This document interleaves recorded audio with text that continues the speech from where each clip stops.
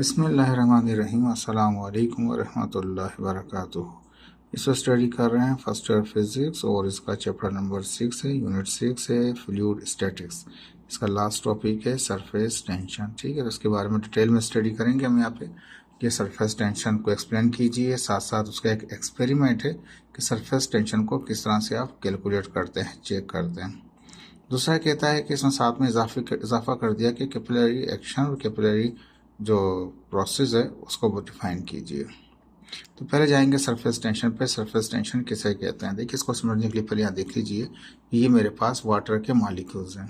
ठीक है, सॉन चलता रहेगा पूरा टब के अंदर जितना भी पानी भरा हुआ है, वो डब्ल्यू से वाटर मॉलिक्यूल्स शो कर रहे हैं। और ऊपर हवा है, नीचे वाटर है, ऊपर हवा है। हवा का क्या है, दबाव पड़ता है, ऊपर से एक प्रेशर लगता है, एक फोर्स लगा रही होती है हमारे पास। तो क्या होता है कि इनर जितने भी मॉलिक्यूल्स होते हैं हमारे पास, वो आपस में चारों तरफ से अट्रैक्ट हो रहे होते हैं। नजर आ रहा है आपको, देखिए यहाँ भी नजर आ रहा है, जितने भी मॉलिक्यूल हैं चारों तरफ से वो अट्रैक्ट हो रहे हैं। लेकिन जो सरफेस के मॉलिक्यूल हैं, सतह के ऊपर जो मॉलिक्यूल हैं, इसके बाद हवा स्टार्ट हो जाती है, यानी बिल्कुल ओपन हो जाता है वो।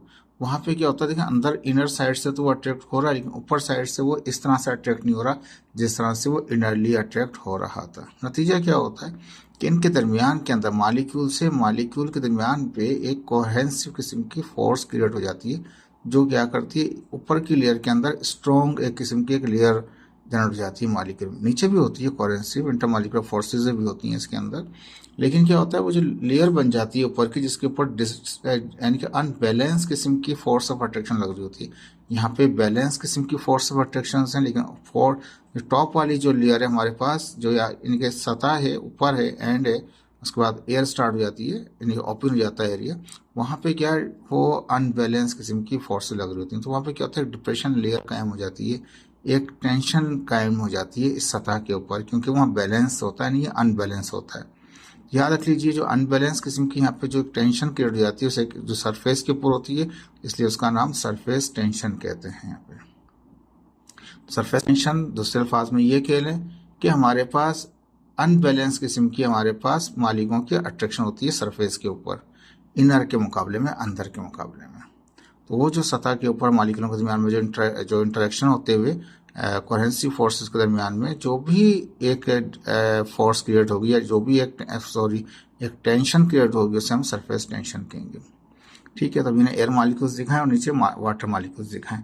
सरफेस कहता है कि सरफेस टेंशन क्या है, तो कहता है फोर्स पर यूनिट लेंथ, जो भी ऊपर से फोर्स लग रही है, ठीक है, किसके ऊपर, पर यूनिट लेंथ के ऊपर, जितने भी एरिया के ऊपर, जितना एरिया ओपन होगा उतना ही पड़ रहा होगा, जहाँ पे जितनी प्रेशर होगा इतना ही उसके ऊपर एक टेंशन क्रिएट हो रही होगी।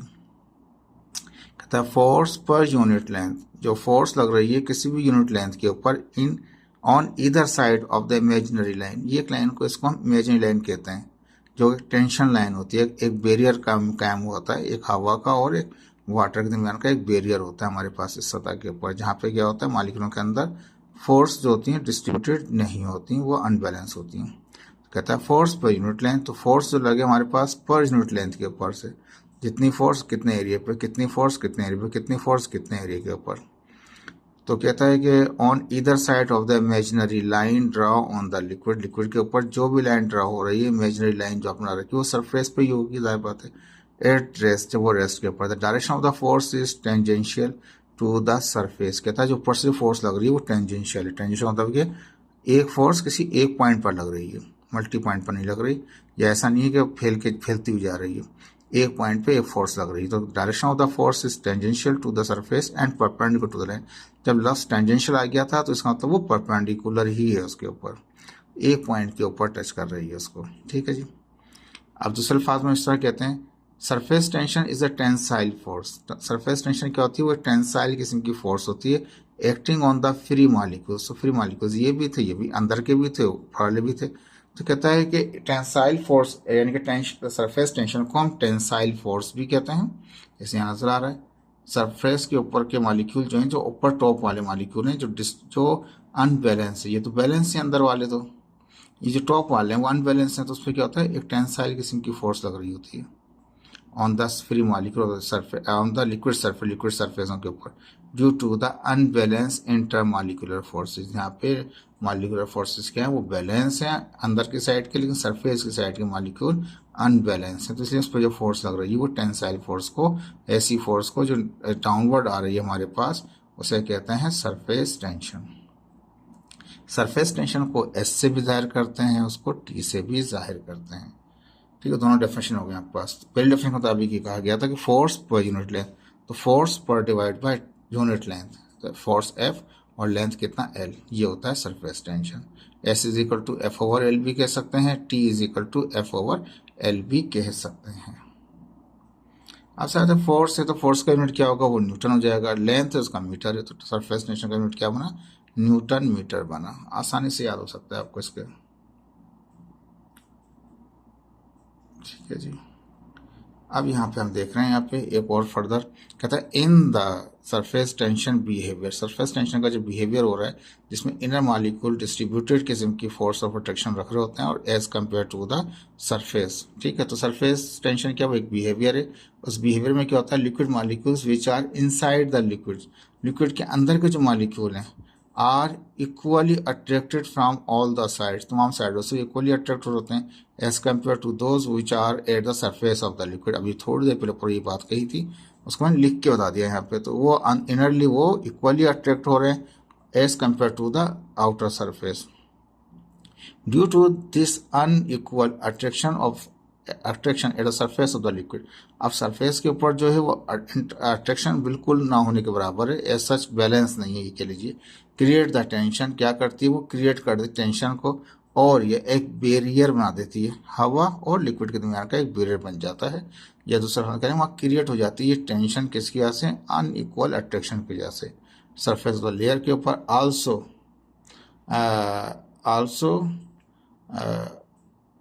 एक मिनट रुकिएगा।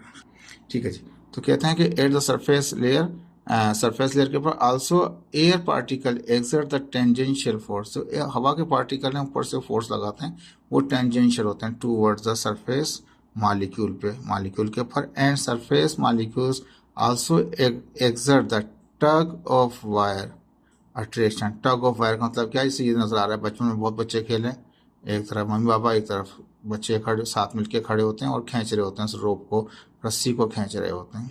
ठीक है, तो ये टग ऑफ वायर कहलाता है हमारे पास, इसमें एक दूसरे को खींचातानी हो रही होती है। तो सरफेस के मॉलिक्यूल क्या कर रहे हैं, वो एक्सर्ट करते हैं टग ऑफ वायर अट्रैक्शन करते हैं between the molecule. As a result क्या होता है, सरफेस एरिया विल डिक्रीज, जो ऊपर की सतह है वो कम हो जाती है, थोड़ा श्रिंक हो जाती है।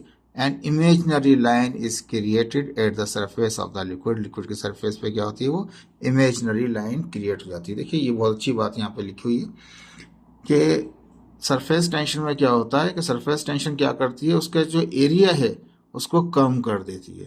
याद है, वॉल्यूम वही रहता है, जो वॉल्यूम है वॉल्यूम वही रहता है, वॉल्यूम में फर्क नहीं आता, लेकिन एरिया को क्या करती है, वो कम कर देती है सरफेस टेंशन। देखिए यहाँ पे जो मैं दिखा रहा था ना ये, तो यहाँ पे एरिया जो है वो कम हो जाएगा सरफेस टेंशन की वजह से। ये भी स्टार्ट है, थोड़ा आगे पढ़ते जाएंगे, उसमें और भी देखेंगे आप इसको।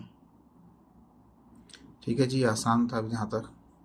अब यहाँ पे देखिए ये हटकर है, टॉपिक्स में नहीं है आपके लिए। अब देखें, एक वायर का रिंग बना दिया गोल मैंने, अक्सर बचपन में खेला सब लोगों ने।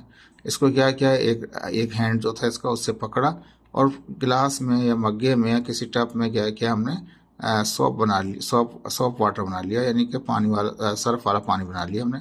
और उसमें इसको जैसे श्रिंक किया, जैसे इसको हिलाया उसके अंदर और बाहर निकालते हैं, तो उसमें क्या होता है, एक फिल्म बन जाती है सॉप की। जब उसको फूंक मारेंगे तो क्या है कि बबल बाहर निकल जाएगा। अगर ये सर्किल छोटा है तो छोटे बबल बनेंगे, अगर सर्किल बड़ा है तो बड़े बबल बन जाते हैं हमारे पास। ठीक है, अगर ये सर्किल है तो, अगर ये सर्कुलर है तब भी बबल ही सर्कुलर बनेंगे। अगर ये वायर जो है ट्रायंगुलर शेप में है तब भी वो सर्कुलर ही बनेंगे, ऐसा नहीं है कि वो ट्रायंगुलर बन जाए।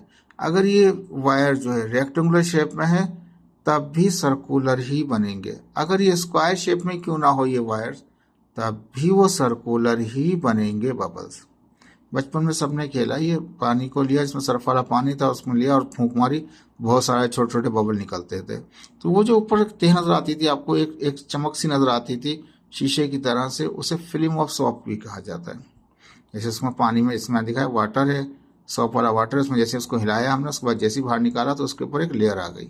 अब क्या करते हैं हम, इस लेयर के ऊपर आप प्रैक्टिकल कर सकते हैं घर के अंदर भी। एक धागा ले लें जिसको क्लोज किया हुआ हो, जोड़ा हुआ हो, उसके दोनों पॉइंटों को जोड़ा हुआ हो, ठीक है, लेकिन बेतरतीबी से इसके ऊपर डाल दीजिए, यानी कि इसके ऊपर बेतरतीबी डाल दीजिए। देखें बिल्कुल अलग अलग से नजर है।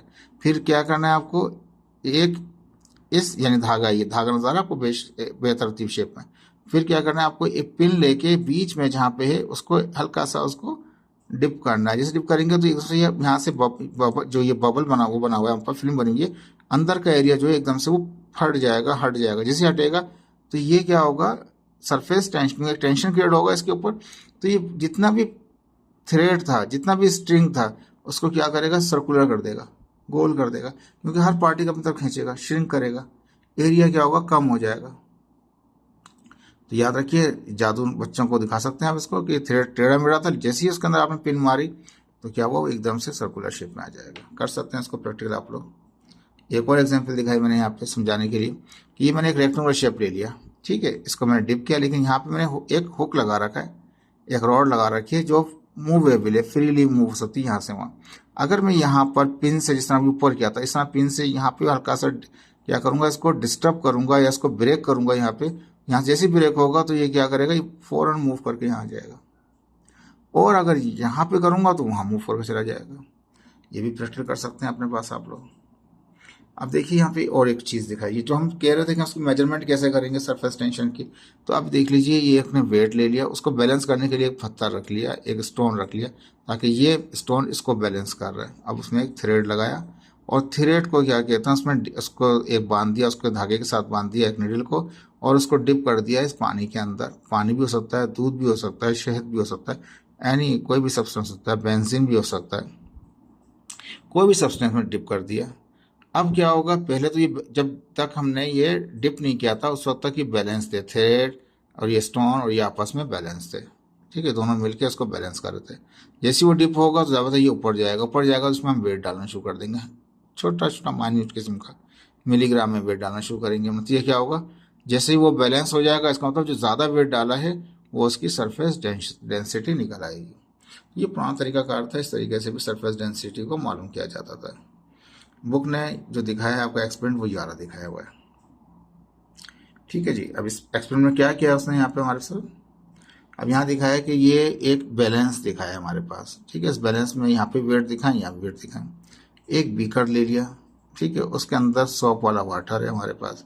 अब एक हुक कर दिया इसको, किसको, एक वायर है, ठीक है ना, एक आयरन का वायर है जिसको हमने यू शेप के अंदर है, उसको उल्टा इसके अंदर हुक कर दिया। जब हुक कर दिया तो ज़्यादा इसकी यहाँ से यहाँ तक डेप्थ है, सॉरी इसकी विड्थ है, जितनी विड्थ है इतनी ही इसके अंदर ये क्या होगा, फिल्म भी इसमें बन जाएगी, और उसको बाहर निकालेंगे। तो जैसे क्या करेंगे, वेट बढ़ाते जाएंगे तो ये अप आएगा।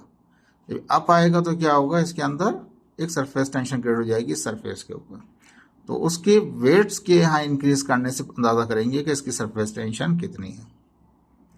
इसको समझते हैं। एक्सपेरिमेंट कहता है to measure the surface tension, किस तरह से आप मेजर करेंगे सरफेस टेंशन को। कंसिडर कर लें वेट बैलेंस है इस पूरे को, इसको वेट बैलेंस कहते हैं। ए और बी को मिलाकर इसमें वेट लगा रखे हैं, वेट बैलेंस है। Whose one and A is connect to the U shape wire, A को हमने कनेक्ट कर रखा है जो बैलेंस है उसको यू शेप वायर के साथ। ये उल्टा नजर आ रहा है लेकिन यू शेप है ना। Wire is partially emerge in the liquid shop water के अंदर ऑफ द बीकर। इस बीकर का लिक्विड सॉप जो है उसके अंदर क्या कर रखा है, वो हमने पार्शियली हल्का सा उसको डिप कर रखा है। The width of the U shape wire भी डब्ल्यू, डब्ल्यू क्या है, उसकी विड्थ है हमारे पास। लेंथ कहते थे, हम यहाँ पे विड्थ कह रहे हैं, कोई फर्क नहीं पड़ेगा, लेंथ डिस्टेंस ही है वो, ठीक है जी। तो when increasing the load weight on the other end B, अब पहले तो बैलेंस था, जितना ये था इतना ही ये था, और इसके साथ बैलेंस करके लगा रखा था हमने। लेकिन अब अगर इसमें हम बढ़ाना शुरू कर दें, पहले बैलेंस है, ठीक है ना, और ये डिप भी हुआ है। अब अगर हम इसमें वेट बढ़ाते जाएंगे तो ये नीचे आता जाएगा, नीचे आता जाएगा तो वो ऊपर जाने की कोशिश करेगा, तो वो रोकेगा। सरफेस टेंशन क्या करेगी, उसको एक फोर्स लगेगी उसकी वजह से। नतीजा क्या होगा, जितना भी वेट इसका क्या कहते हैं बढ़ाते जाएंगे, नतीजा क्या होगा, हम उससे कैलकुलेट कर लेंगे इसकी सरफेस टेंशन कितनी है। कहता है when increasing the load weight, जैसे वेट को आप इंक्रीज करते हैं on the other side B side के ऊपर, पहले बैलेंस है, ठीक है, जैसे आपने बढ़ाना शुरू किया the weight balance then the U shape, ठीक है। अच्छा एक चीज़ और थोड़ा क्लियर कर दूं आपको कि ये जब इस ज़्यादा वेट की वजह से क्या था, ये अनबैलेंस था, उसको बैलेंस करेंगे हम, ठीक है। सॉरी इसको क्लियर कर देते हैं, ये दोनों बैलेंस नहीं थे, लेकिन ये डिप ज़्यादा होने की वजह से थोड़ा अनबैलेंस होगा, लेकिन जैसे ही उसको वहाँ पे हम वजन बढ़ाते जाएंगे, हमें बैलेंस सूरत में चेक करना है कि कितना वजन बढ़ने पे वो बैलेंस होता है। तो when in case the load, load जैसे बढ़ाते जाएंगे बी साइड के ऊपर, weight balance then the U shape wire rise up, जैसे बढ़ाते जाएंगे तो वो आहिस्ता आहिस्ता ऊपर जाता जाएगा, as shown in the side figure भी नजर आ रहा है। अब यहाँ पर बताया कि जैसे ही ऊपर जाएगा तो इसमें सरफेस टेंशन क्रिएट हो जाएगी इस लिक्विड के अंदर, जो बराबर होगी एफ ओवर एल के। लेकिन यहाँ पे 2L कर दिया हमने, पीछे जो फार्मूला लगाया हमने सिंपल सरफेस टेंशन का था, लेकिन यहाँ पे 2L कर दिया। 2L से मुराद ये है कि जो फिल्म यहाँ बनेगी उसका अपर भी होगा और नीचे भी होगा। जैसे भी थोड़ी देर पहले वायर वाला प्रैक्टिकल कर रहा था आपको, इसमें से हम बबल्स निकालते हैं, तो उस फिल्म के ऊपर क्या होता है, ऊपर का एरिया होता है और नीचे का एरिया होता है, तो वो क्या होता है, वो 2L हो जाता है हमारे पास। तो 2L मीन्स क्या है, top and bottom of the film, film का टॉप और बॉटम को लिए हमने 2L कर दिया, डबल कर दिया, टॉप और बॉटम दोनों को काउंट कर दिया, ठीक है जी। अब लेंथ जो थी यहाँ पे विड्थ की फॉर्म में, तो एल की जगह डब्ल्यू कर सकता हूँ। अगर एफ मालूम करना है तो 2W जो यहाँ डिवाइड करा मैं टी को मल्टीप्लाई कर दूंगा, 2WT हो गया। यहाँ मैं लिख दिया F is equal to 2WT। ऐसा नहीं कोई और चीज़ है, ये फार्मूले को यहाँ पर लिख दिया मैंने, ठीक है जी। तो इसको बैलेंस करेंगे हम, बैलेंस से चेक करेंगे वेट बढ़ाने से। जब वो बैलेंस हो जाए तो इसका मतलब क्या होगा कि इसकी सरफेस टेंशन वो है जो बढ़ा हुआ वेट है, ठीक है जी। कहता है, अब इसी को थोड़ा सा यहाँ दिखाते हैं, ठीक, अभी आले पे दिखा दिया उसी को, ये थोड़ा इसको और समझा देते हैं आपको। ये जो यू शेप था इसको मैंने उल्टा कर दिया, यानी कि इस तरह से दिखा दिया आपको कि वेट ऊपर की तरफ है और ये क्या हमारे पास से टेंसाइल फोर्स लग रही है। ये टेंसाइल फोर्स कहाँ लग रही है, वो लिक्विड में लग रही है अंदर, यानी कि ये ऐसा ही है, लेकिन इसका नीचे से वो दिखा दिया। जैसे ऊपर खींचेगा तो इसका एक, हालांकि ओपन है, ये नजर आ रहा है आपको, यहाँ पे ये ओपन है, ये आपको ऐसा लग रहा है जैसे मैंने यहाँ पे इसको टाई कर दिया, और हालांकि वो क्लोज था, इसको मैंने ओपन छोड़ दिया समझाने के लिए, सिंपल यही चीज़ है, यही यू शेप है आपका। लेकिन जैसे आप ऊपर की तरफ निकालेंगे तो इसका जो टेंसाइल फोर्स इतना बढ़ जाएगा कि वो लिक्विड ऊपर की तरफ बिल्कुल सीधा करके नहीं जाएगा, एक कर्व फॉर्म में जाएगा, ठीक है। तो अब यहाँ पे हम ये कहते हैं कि when you shape wire move up, जैसे यू शेप वायर मूव होगा अप की तरफ, तो वाटर सॉप फिल्म जो है, जो वाटर सॉप की जो फिल्म है, जो उसका जो एक वो आ जाएगा हमारे पास, we create on the opening of the U shape wire. जो यू शेप वायर का जो ओपनिंग है, इसमें क्या होगा, एक एक फिल्म आ जाएगी, ये फिल्म है, ठीक है। As the wire move up, जैसे वायर ऊपर मूव होगा, टेंसाइल फोर्स भी क्रिएट, टेंसाइल फोर्स क्रिएट हो जाएगी जो नीचे की तरफ लग रही होगी, ठीक है। लिक्विड में ऊपर भी दिखाया था आपको, वो नीचे की तरफ लग टेंसाइल फोर्स होती है in the liquid as shown in figure B. Figure में नजर आ रहा है टेंसाइल फोर्स नजर आ रही है, हो गया 2WT है, ऊपर भी दिखा दिया, यहाँ भी दिखा दिया हमने। तो ये यही वाला है, इसी का ये टुकड़ा दिखाया है, बुक ने इसको उल्टा करके दिखा रखा है, मैंने इसको चेंज करके इसी तरीके से दिखा दिया। अब ये कर्व क्या है, कर्व बच्चे बोलेंगे ऊपर तो कर्व नहीं था भाई साहब, ऊपर का एरिया ये है, ये नीचे का ओपनिंग एरिया है, लेकिन लिक्विड ऊपर जाएगा टेंसाइल फोर्स यहाँ से वो कर्वली फॉर्म आ जाएगी, कॉनकेव फॉर्म में चला जाएगा वो, ठीक है जी। तो अंदर से वो कॉनकेव है, बाहर से कॉन्वेक्स है, ठीक है। This U shape wire experiment is use to measure the surface टेंशन ऑफ द वेरियस लिक्विड। तो ये जो हमारे पास इक्विपमेंट था यू शेप वाला, इसके जरिए बहुत से जो हमारे पास लिक्विड्स हैं उनकी सरफेस टेंशन को मालूम करते हैं, और वेट के जरिए चेक करते हैं बैलेंस करके। सरफेस टेंशन ऑफ द वाटर, वाटर की जो है 20 डिग्री सेंटीग्रेड पर कितनी है, 0.072 है, ठीक है जी। देखिए यहाँ भी दे रखा है इसने वाटर की 0.072 है, ठीक है, ऊपर थोड़ा गलत लिखा हुआ था इसलिए मैंने इसको सही कर दिया। तो कहता है वाटर की सरफेस टेंशन 20 डिग्री सेंटीग्रेड पर 0.072 न्यूटन पर मीटर है, ठीक है। द सरफेस टेंशन सॉप की कितनी है, 100 वाले वाटर की 0.025 है। जो सादा पानी है जिसमें सॉप नहीं मिला हुआ, साबुन या सर्फ नहीं मिला हुआ, उसकी देखिए उसकी कितनी है, वो थोड़ी हमारे पास कम है और ये थोड़ी ज़्यादा हो गई पॉइंट के अंदर, सॉरी ये कम है वो ज़्यादा हो गया हमारे पास, ठीक है जी। तो ये 0.025 है, वो 0.072 है, वो ज़्यादा है। जैसे आपने सर्फ मिलाया तो उसकी सरफेस टेंशन कम हो गई, सरफेस टेंशन कम हो गई, उसकी सरफेस टेंशन ज़्यादा है किसकी, नॉर्मल वाले पानी की। अगर हम इस पानी को हॉट अप कर दें, जैसे कि यहाँ दिखाया है कि वाटर 0 डिग्री सेंटीग्रेड पे कितना है, 0.76 है, वाटर की 20 डिग्री सेंटीग्रेड 0.072 है। फिर 100 डिग्री पे कर देंगे तो सरफेस टेंशन क्या हो जाएगी, और जैसे जैसे उसका टेम्परेचर बढ़ता जा रहा है सरफेस टेंशन कम होती जा रही है। तो जैसे जैसे टेम्परेचर 20 पे क्या ये है, तो जैसे जैसे टेम्परेचर बढ़ाते जाएंगे ऐसे ऐसे सरफेस टेंशन गिरती जाएगी। सरफेस टेंशन गिरती जाएगी तो इसका यूजफुल भी होता है, हमारे पास इस्तेमाल करते हैं। अक्सर देखा होगा पानी से कपड़ों को धो लें तो कपड़े साफ हो जाते हैं। जहन इंसान की नफ्सियात मुतमईन नहीं होती, लेकिन वो साफ हो जाता है कपड़ा। अगर सर्फ से धोते हैं तो क्या होता है, सर्फ क्या करता है, उस पानी को जिसमें सर्फ मिला हुआ होता है वो उसकी सरफेस टेंशन को कम कर देता है। सरफेस टेंशन को कम कर देता है, नतीजा क्या होता है, इतना इजीली जो थ्रेड होते हैं, जो धागे से कपड़ा बना हुआ होता है, उसको आसानी से पास करके उसको उसकी सरफेस को साफ कर देता है सर्फ, बहुत ही अच्छी तरीके से। गर्म पानी में कपड़े लोग धोते हैं, मैंने कहा जैसे टेम्परेचर बढ़ाते जा रहे हैं वाटर का जैसे टेम्परेचर बढ़ाते जा रहे हैं ऐसे सरफेस टेंशन कम होती जा रही है, ठीक है। 76 है, 72 है, 0.59 है, आहिस्ता आहिस्ता क्या है वो कम होती जा रही है हमारे पास। जैसे जैसे सरफेस टेंशन कम होती जा रही है ऐसे ऐसे क्या होता जाएगा वो, ठीक है भाई साहब, ठीक है जनाब। तो अब यहाँ पे आप देख सकते हैं, तो ये क्या हो रहा है हमारे पास, सरफेस टेंशन टेम्परेचर के बढ़ाने से, ये पानी की बात कर रहे हैं हम, ये अलग चीज़ें, ठीक है ना, सब्सटेंस अलग हैं। तो सब्सटेंस की जो क्या कहते हैं, वाटर जो है 0 डिग्री सेंटीग्रेड के ऊपर वो कम ज़्यादा है, फिर ऐसा ऐसा वो कम होती जा रही है, कम होती जाएगी, इतना ही कपड़े को आसानी से, सरफेस टेंशन कम होती जाएगी, आसानी से कपड़े को आप वो साफ करते जाएंगे। अगर सरफेस टेंशन बढ़ती जाएगी तो उस कपड़े को साफ करना इतना ही मुश्किल हो जाएगा आपको, उस पानी से, उस लिक्विड से कपड़े से जिसको साफ करना मुश्किल हो जाएगा आपके लिए, ठीक है। सॉप की जो कितनी होती है 0.025 होती है हमारे पास, न्यूटन पर मीटर होती है। मुख्तलिफ सब्सटेंस है, मरकरी है, मरकरी कितनी 0.44 है हमारे पास, ठीक है। पानी को देखें, ये जो ब्लड की देखें आप 37 डिग्री सेंटीग्रेड के ऊपर होल ब्लड की 0.058 है। प्लाज्मा की कितनी है 0.073 हमारे पास है। इस तरह बेंजीन की और मुख्तलिफ किस्म के यहाँ पे दिए हुए हैं हमारे पास। ऑक्सीजन की हमारे पास -93 डिग्री सेंटीग्रेड के अंदर सॉप सॉल्यूशन की दे रखी है आपके पास, सॉप इंपॉर्टेंट है। दूसरा ये हमारे पास वाटर का 20 डिग्री सेंटीग्रेड के ऊपर है, इसको याद रख लीजिएगा आप।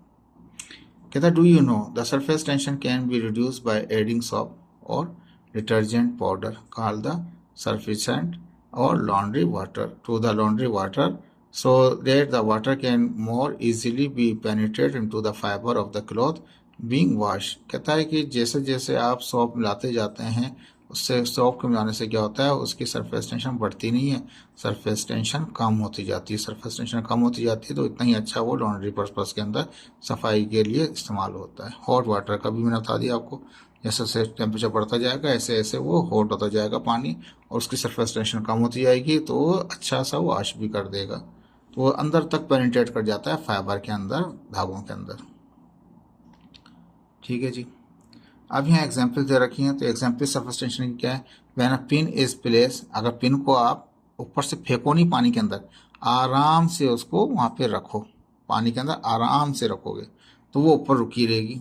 ये हमारे पास टूथपिक हैं, उनको रख दिया हमने, आराम से रखा, ऐसे नहीं फेंका, फेंकेंगे तो ये चली जाएगी नहीं अंदर, फेंकेंगे तो ये भी चले जाएगा। अब यहाँ पे देखिए पेपर क्लिप है हमारे पास, तो उसको भी क्या आराम से जेंटली उसको रखा है, फेंकेंगे तो नीचे डिप हो जाएगा। तो कहता है when a pin is place gently over the surface of water, आराम से रखिए उसको।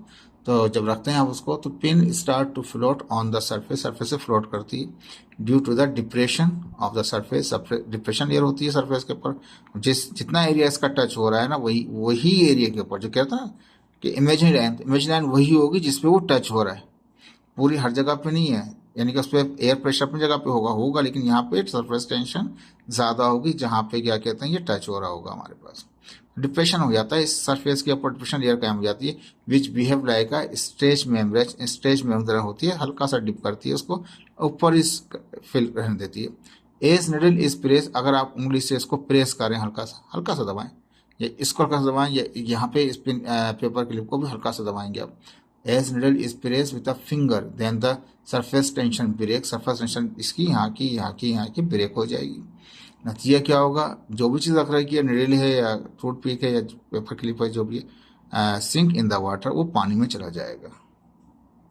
पहले एग्जाम्पल थी, जेंटली रखेंगे तो ऊपर तैरता रहेगा, यही नहीं आप ब्लेड ले लें, ब्लेड को भी आराम से रखें वो रहेगा, लेकिन जैसे आप फिंगर्स को भी मारेंगे वो पानी में डूब जाएगा। अच्छा, दूसरी एग्जाम्पल यहाँ पे कहता है, some insects with long legs, जिनके पाँव लंबे होते हैं, can walk on the water surface, पानी की सतह के ऊपर वो चल सकते हैं।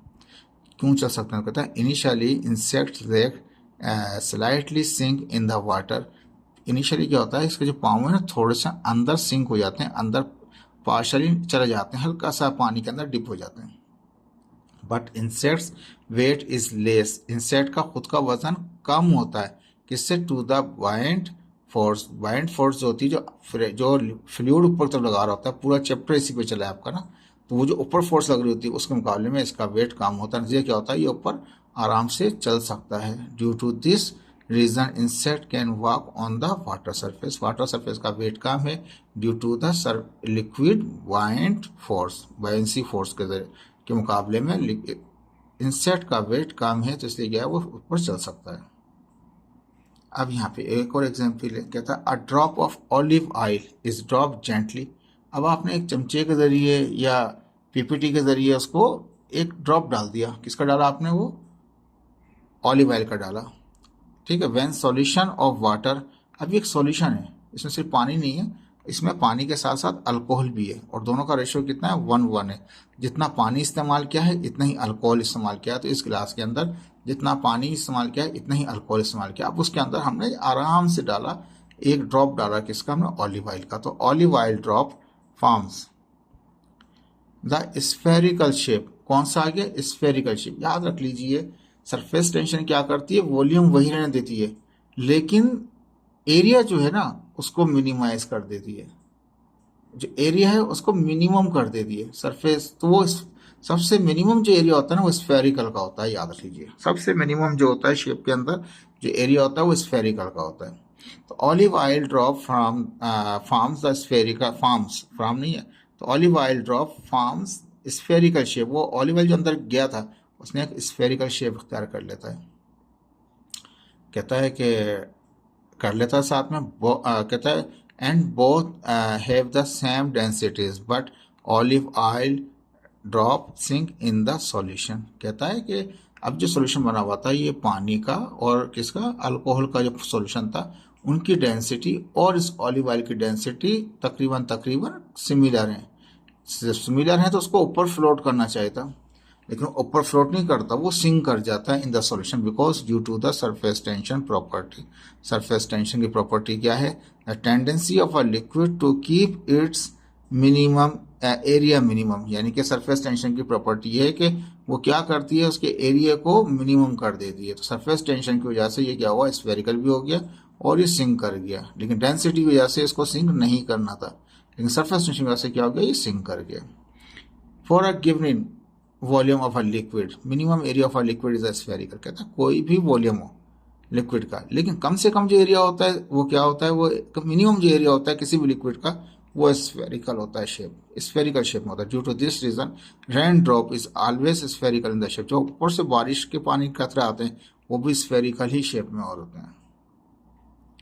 अब यहाँ एक और एग्जाम्पल दिया, when a mercury drop when a mercury liquid is dropped on the गिलास सरफेस। एक गिलास सरफेस के ऊपर जैसे ही मरकरी को आप फेंकेंगे, थर्मामीटर होता है उसमें मरकरी होता है, जैसे ही टूट के गिरता है जमीन पे या कहीं पे भी, वो सारे के सारे देखें एक छोटा सा भी जो होगा ना वो भी स्फेरिकल होगा, बड़ा भी होगा तो वो भी स्फेरिकल होगा।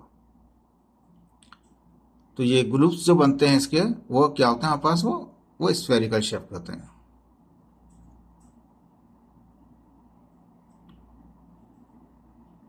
तो ग्लोब जो है इसके वो क्या है, वो स्फेरिकल शेप नजर आ रहे हैं आपको। अब इसका टॉपिक आ गया आपके पास कैपिलरी एक्शन या कैपिलरिटी।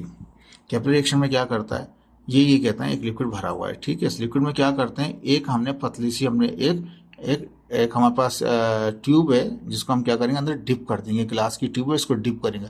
जैसे इसको डिप करेंगे तो पानी क्या होगा, इसके अंदर से ऊपर आ जाएगा, इसके लेवल से ऊपर चला जाएगा। जितना ये पतली होती जाएगी ये, इतना ही पानी इसके अंदर ऊपर राइज हो जाएगा। जितनी ये चौड़ी होती जाएगी पानी इतना ऊपर राइज नहीं करेगा। ठीक है, फिर उसमें शेप आ जाएगा इसका कि इस तरह से जैसे नजर आ रहा है आपको, कॉनकेव नजर आ रहा है, कॉनकेव और कॉन्वेक्स दोनों शेप आ जाते हैं। अभी हमारा टॉपिक नहीं है उस चीज़ के ऊपर, फिलहाल यहाँ पे चलते हैं। तो a glass tube of a small bore, bore कहते हैं सुराख हुआ हुआ है, बिल्कुल होल हुआ हुआ है, ऐसा नहीं नीचे से बंद है, ऊपर से भी ओपन है नीचे से भी ओपन है। इसको हमने क्या कर दिया, एकदम से डिप कर दिया। अगर ऊपर से बंद होता, अंदर डिप ही नहीं होता, कुछ भी नहीं आता, इसमें हवा ही आती है, सिर्फ हवा ही रहती है इसके अंदर। तो the glass tube of a small bore is dip into water. पानी में हमने एक क्या किया, स्मॉल बोर को, स्मॉल ग्लास ट्यूब थी उसको हमने बोर किया हुआ था, अंदर से होल किया हुआ था, उसको हमने डिप कर दिया पानी में। ठीक है, water rise up the few कुछ सेंटीमीटर तक पानी इसके अंदर चला गया इन the glass without any external force. हमने कोई फोर्स नहीं लगाई, कोई एक्सटर्नल फोर्स नहीं है, लेकिन पानी फिर भी अंदर आ गया। हमने उसको डिप करने की कोशिश की थी लेकिन पानी इसके अंदर आ गया। This happening against the gravity, और जितना भी पानी अंदर जा रहा है वो ग्रेविटी के अगेंस्ट जा रहा है, याद रख लीजिएगा। एज ट्यूब बिकम नेरोअर, जितनी छोटी ये ट्यूब होती जाएगी, जितनी पतली होती जाएगी tube, then more water will be rise up in the glass, इतना ही क्या होगा उसके अंदर, ज़्यादा पानी अंदर आता जाएगा। इन दिस प्रोसेस होता क्या है, adhesive force between the water and the glass exceed. आप देखेंगे दो फोर्सें आ रही हैं, इसको भी समझ लीजिए। यहाँ पे कोहेंसिव यानी कि फोर्स होती है जो मालिक्यूल से मालिक्यूल के दरमियान में, कोई भी लिक्विड है उसके जैसे वाटर दिखा है, वाटर मालिक्यूल में की जो फोर्स होगी कोहेंसिव फोर्स कहलाएगी उसको। और दूसरी जो होगी वैसे वाटर मालिक्यूल की किसी और अदर के साथ, किसी दूसरे मालिक्यूल के साथ, सेम मालिक्यूल्स हैं, अदर मालिक्यूल के साथ, अदर मटेरियल के साथ जो फोर्स होगी वो एडहेंसिव फोर्स कहलाती है हमारे पास। ठीक है, तो यहाँ पे कहता है कि कोहेंस कहता है कि इन दिस प्रोसेस में होता क्या है। अब एक तो पानी के मालिक्यूल हैं, पानी के मालिक्यूल में कोहेंसिव फोर्स होगी, और पानी के मालिक्यूल की गिलास के साथ क्या होगी, वो एडहेंसिव फोर्स होगी यहाँ पास। तो कहता है in this process adhesive force between the water and the glass exceed then the cohesion force between the water molecule। कहता है कि ये जो फोर्स है एडहेंसिव और कोहेंसिव जो फोर्स हमारे पास है, वो यहाँ पे कहता है जो एडहेंसिव फोर्स है वो ज़्यादा हो जाती है, यानी कि मालिक्यूल की ग्लास के साथ ज़्यादा हो जाती है, किस मुकाबले में, मालिक्यूल के साथ में। तो क्या होता है, एज ए रिजल्ट क्या होता है, वाटर ऊपर राइज कर जाता है। तो कहता है कि as a result water rise up due to the upward force of surface tension की फोर्स कैसे वो ऊपर राइज हो जाता है। नतीजा होता क्या है, कोहेंसिव फोर्स होती है वो ज़्यादा होती है एज कम्पेयर टू एडहेंसिव फोर्स ज़्यादा होती है एज कम्पेयर टू कोहेंसिव फोर्स के मुकाबले में। तो इसकी वजह से क्या होता है, वाटर अप हो जाता है ड्यू टू सरफेस टेंशन। तो कहता है surface tension force is greater than the gravity force, surface tension की फोर्स ज़्यादा हो जाती है as compared to the gravity force. तो ये क्या होता है, वो अप चला जाता है। दिस एक्शन को कहते हैं हम कैपिलरिटी और कैपिलरी एक्शन भी कहते हैं।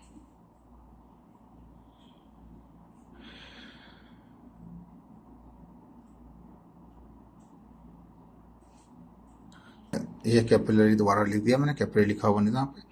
तो कैपिलरिटी कहते हैं या कैपिलरी एक्शन भी कह सकते हैं। अब इसका फार्मूला दिया हुआ है यहाँ पे, अगर इसकी हाइट मालूम करना चाहें तो उसका फार्मूला क्या है, 2T टेंशन है हमारे पास, कॉस थीटा हो जाएगा upon density of liquid radius, और साथ में जी आ जाएगा हमारे पास।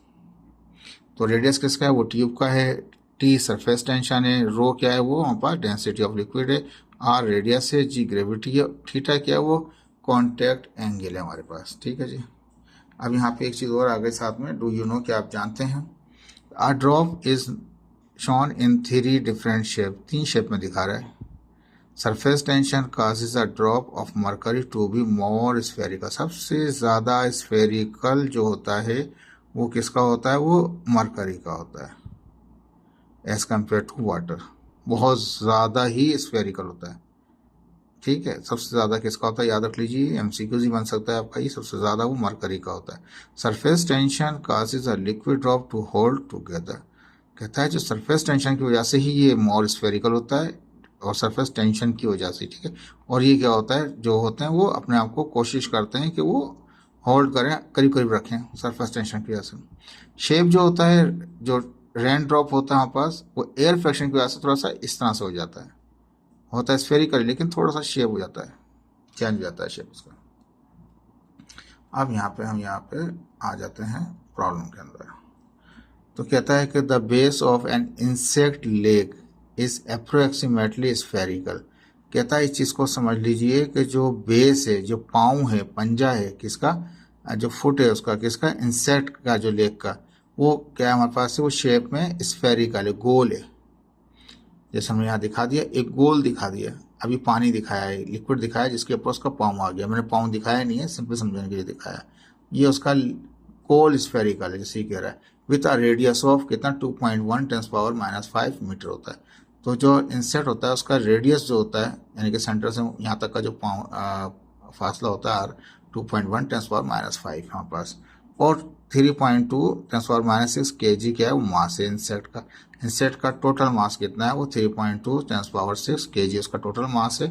और कहता है कि insect is supported by equally bye it's 6 legs. Insect के कितने लेग हैं हमारे पास, वो 6 लेग हैं, 5, यानी एक यहाँ दिखा रहा है, 5 अलग है हमारे पास।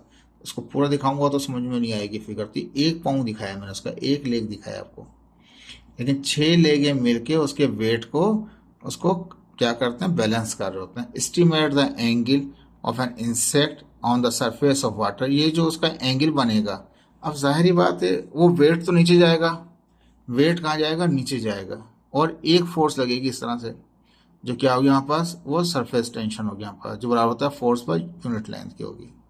ठीक है, अब इसके हो जाएंगे दो कंपोनेंट, एक इसका हो जाएगा हॉरिजेंटल, एक हो जाएगा वर्टिकल। तो इसके ऊपर जो हॉरिजेंटल है वो काउंट नहीं होगा, वर्टिकल कंपोनेंट काउंट होगा इसका। वर्टिकल कंपोनेंट क्या होगा, ये टी जो है इसका, एक हॉरिजेंटल एक वर्टिकल, जो वर्टिकल कंपोनेंट है वो क्या है, टी cos थीटा आ जाएगा। अगर यहाँ से परपेंडिकुलर आता हूँ यहाँ पे, तो इसका तो वैसे वर्टिकल है, लेकिन वो इसमें आ जाएगा, समझ आ रही बात, इन लाइन हो जाएंगे दोनों के दोनों को। तो टी cos थीटा कराएगा इसका कंपोनेंट टी cos थीटा। ठीक है, एक हो जाएगा, दूसरा वाला टी sin थीटा हो जाएगा। हम उसमें जा ही नहीं रहे, हम सिंपल इसको टी cos थीटा में जा रहे हैं इसको। ये कंपोनेंट जो है एक इजाफी आ गया आपके पास। तो कहता है कि एस्टिमेट कीजिए ये एंगल, जो एंगल बन रहा है उसका, ठीक है, तो वो वर्टिकली एंगल बन रहा है इस फोर्स के साथ। ठीक है, तो ये पाँव भी इसी तरफ जा रहा है, इसका पाँव का लेग भी यही डायरेक्शन है, लेकिन क्या वो सरफेस टेंशन में ही दिखा दिया मैंने उसको आपको। ये जो है इसका पाँव का था। ठीक है, तो जिस तरह से यहाँ फोर्स करा होगा, इस तरह से यहाँ भी लगा रहा होगा, दोनों तरफ बैलेंस होगा उसका। तो ये ऊपर की तरफ जो लग रहा है वो टी cos थीटा हमारे पास है। तो रेडियस आपको दे रखा था, मास आपको दे रखा था, हमारे पास 6 लेग्स हैं, एंगल मालूम करने के रहा है, जी हमारे पास 9.8 है, और सरफेस टेंशन किसकी, ये वाटर है, पानी है, तो अभी पीछे पड़ के आए 0.072 न्यूटन पर मीटर है सरफेस टेंशन। ठीक है, अभी सरफेस टेंशन जो थी, इसका जो कंपोनेंट कौन सा इस्तेमाल करेंगे, वर्टिकल वाला कंपोनेंट इस्तेमाल कर लेंगे विद रिस्पेक्ट टू सरफेस।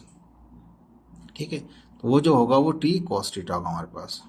अब यहाँ पे इसने कहा था कि उसके 6 लेग्स हैं, और 6 लेग्स यहाँ उसके 6 लेग्स जो हैं वो उसको क्या सपोर्ट कर रहे हैं। सपोर्ट का होता है, इक्विलिब्रियम बन रहा होगा, तो मैं लिखा according to equilibrium condition for 6 legs force of insect balance by the wait.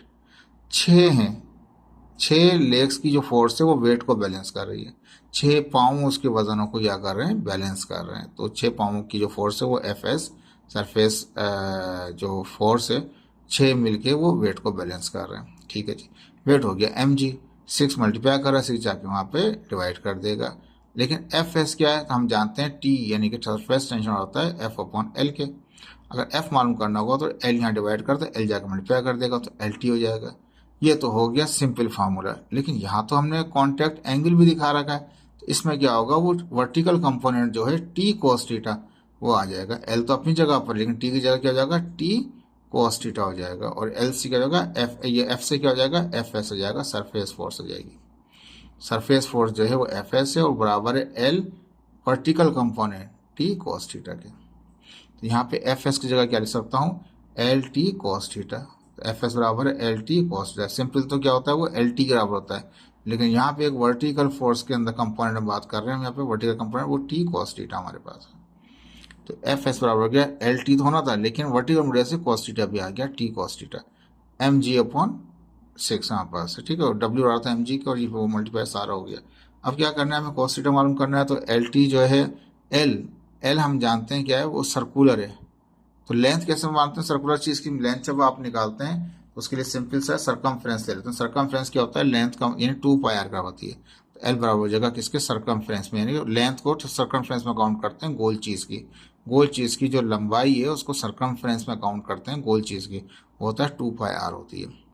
तो एल बराबर हो गया 2 पाई आर के, टी कॉस्ट अपनी जगह पे एम जी अपॉन 6 है, ठीक है जी।